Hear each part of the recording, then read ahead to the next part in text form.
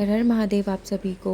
अगर आप महादेव के भक्त हैं तो ये वीडियो आपके लिए। 10 और 11 अगस्त आने वाले हैं, लेकिन क्या आपको पता है कि ये दोनों दिन शिव भक्तों के लिए कितने खास और क्यों माने जाते हैं?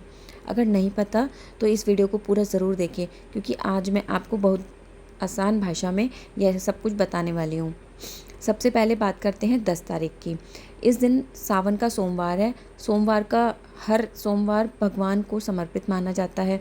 अगर आप इस दिन जल्दी उठकर स्नान करें, साफ वस्त्र पहनकर पूरे श्रद्धा से शिव जी का जल अभिषेक करें तो ये सबसे बड़ी पूजा मानी जाती है। अगर मंदिर जा सकते हैं तो बहुत अच्छी बात है, और अगर नहीं जा सकते तो घर पर भी शिवलिंग या महादेव की तस्वीर के सामने दीपक जलाकर पूजा कर सकते हैं।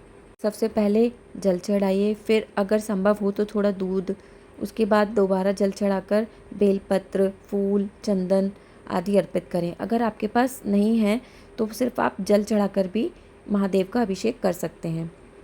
10 अगस्त को एक और ख़ास बात है जिसे बहुत कम लोग जानते हैं। इस दिन सिर्फ सावन का दूसरा सोमवार ही नहीं बल्कि सोम प्रदोष व्रत भी है।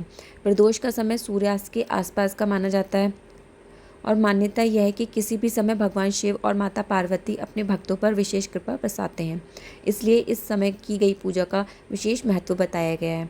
अगर संभव हो तो शाम को प्रदोष काल में एक दीपक जलाइए, शिवलिंग पर जल अर्पित कीजिए, बेलपत्र और कम से कम 108 बार ओम नमः शिवाय का जाप कीजिए। कहा जाता है कि इस समय सच्चे मन से की गई प्रार्थना मन को शांति देती है, और भगवान शिव का स्मरण हमें धैर्य, संयम और सही मार्ग पर चलने की प्रेरणा देता है। अब बात करते हैं 11 अगस्त की। इस दिन सावन शिवरात्रि है। यह दिन भगवान शिव की भक्ति के लिए बहुत खास माना गया है। बहुत से भक्त इस दिन व्रत रखते हैं, रात में शिव जी का स्मरण करते हैं और पूरे मन से उनकी पूजा करते हैं। लेकिन इस दिन सच्चे मन से ओम नमः शिवाय का जाप जरूर करें। कई भक्त प्रदोष काल में शिव पार्वती जी की पूजा करते हैं और अपनी मनोकामना के साथ साथ परिवार की सुख शांति की भी प्रार्थना करते हैं। तो इस बार 10 अगस्त को सुबह सावन की पूजा करके शाम को प्रदोष काल में शिव जी का स्मरण करें, और अगले ही दिन 11 अगस्त को सावन की शिवरात्रि यानी कि 2 दिन लगातार महादेव की भक्ति का सुंदर अवसर प्राप्त हो रहा है।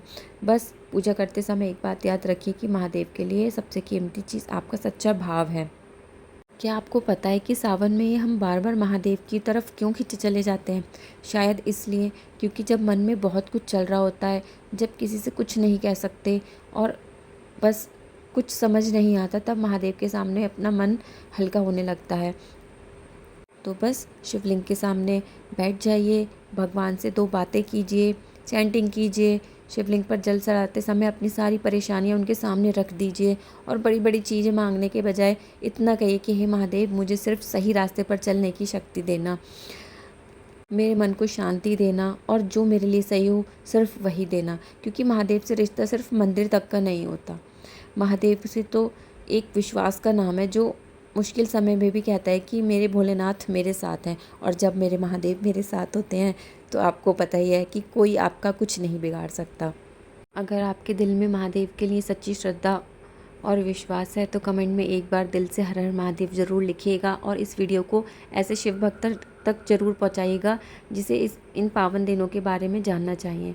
महादेव आपके जीवन में सुख शांति और समृद्धि बनाए रखें। हर हर महादेव, हर हर शंभू, ओम नमः शिवाय।